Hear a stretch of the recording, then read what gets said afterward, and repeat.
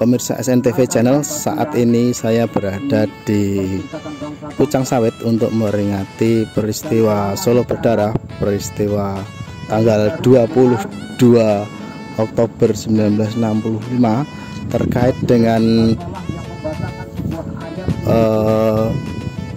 pembantaian beberapa aktivis Islam dan beberapa aktivis anti komunis yang dilakukan oleh kader-kader PKI dengan membunuh dan membantai kemudian dibuang di Kedung Kopi Pucang Sawit ini. Banyak hal yang perlu dipelajari di sini, dan saat ini sedang ada tausiah dan juga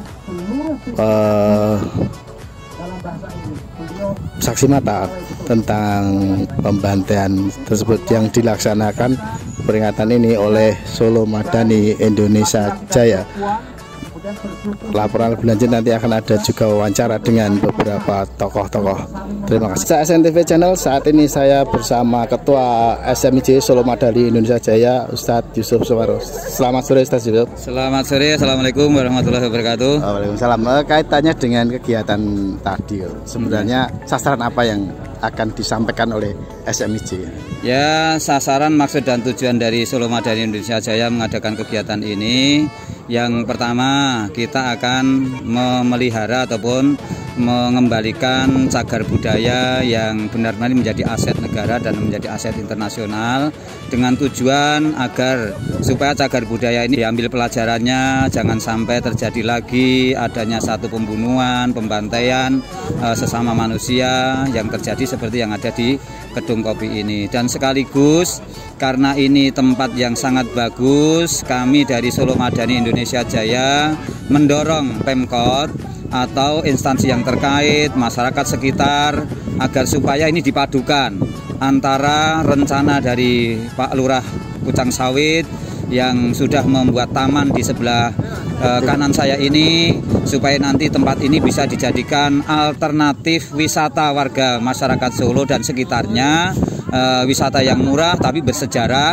ini, supaya bisa dibuat kembali, sehingga ini benar-benar merupakan tempat yang istimewa. Di samping ada cagar budayanya, juga nanti untuk mengambil sejarahnya dan mengambil juga supaya jangan sampai kondisi di kota Solo ini terjadi seperti yang terjadi pada tahun 1965 atau tanggal 22 Oktober 65. Terima kasih Ustaz Yusuf.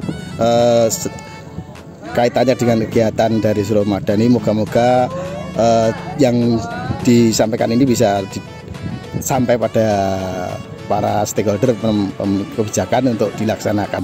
Matur nuwun. Assalamualaikum. Terima kasih. Waalaikumsalam warahmatullahi wabarakatuh. Oke. Pemirsa SNTV Channel, saat ini saya bersama Prof. Cipto Subadi, salah satu pimpinan daerah Muhammadiyah Sukoharjo yang rawuh di acara Tugu Perisai Pancasila ini, yang berkaitan dengan pembantaian beberapa aktivis Islam dan aktivis non komunis. Assalamualaikum Ustadz. Waalaikumsalam warahmatullahi wabarakatuh. Peringatan ini kaitannya dengan implementasi dengan kehidupan yang sekarang, menurut penjenengan dari kacamata intelektual, bagaimana ini Pak? Sebelumnya saya menyampaikan ralat terlebih dahulu bahwa saya dari pengurus Muhammadiyah cabang Kartasura, bukan dari daerah. Samping juga sebagai guru besar di Universitas Muhammadiyah Surakarta, sekaligus pengasuh pondok di PPTI Al-Firdaus Kartasura. Jadi yang pertama, momen peringatan ini pertama untuk mengenang supaya dikenang bahwa sejarah tidak boleh dilupakan, bahwa di tempat inilah tragedi oleh anak bangsa yang diperlakukan tidak manusiawi oleh mereka-mereka yang disebut sebagai gerakan PKI. Dan saksi hidupnya sudah banyak bercerita di tempat ini. Kemudian bagaimana selanjutnya, ya kita sebagai generasi muda Mengapa generasi muda? Pada saat itu saya baru umur umur SD. Oh, iya. Ya, jadi saya juga belum dewasa. Karena itu bisa mengambil suatu pelajaran, dan di samping mengambil suatu pelajaran harus mensikapi dengan tegas dan dengan benar. Ketika ada kebangkitan paham komunis, paham yang anti dengan agama, maka bagi kita sebagai seorang yang berada pada komunitas muslim harus kita lawan dan harus kita cegah semaksimal mungkin. Dan jika perlu juga tidak hanya sekedar mencegah dengan kata-kata, tapi juga dengan jihad membela kebenaran.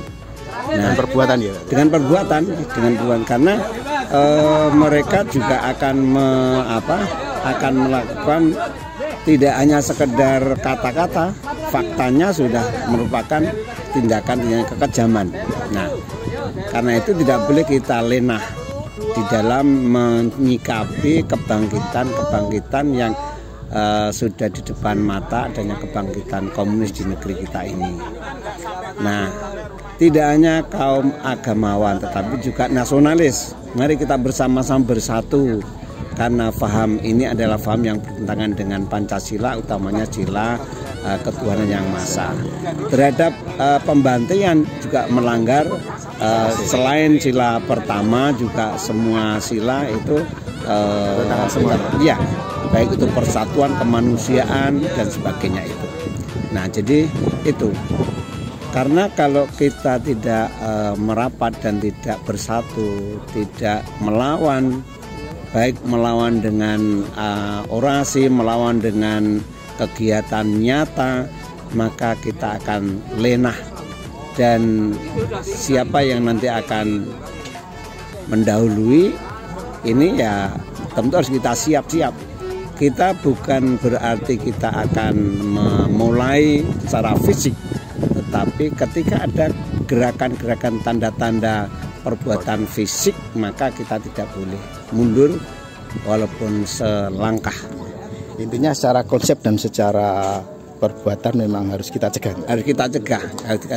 Jangan sampai apa yang mereka rencanakan ini berhasil dan berhadapan dengan kita.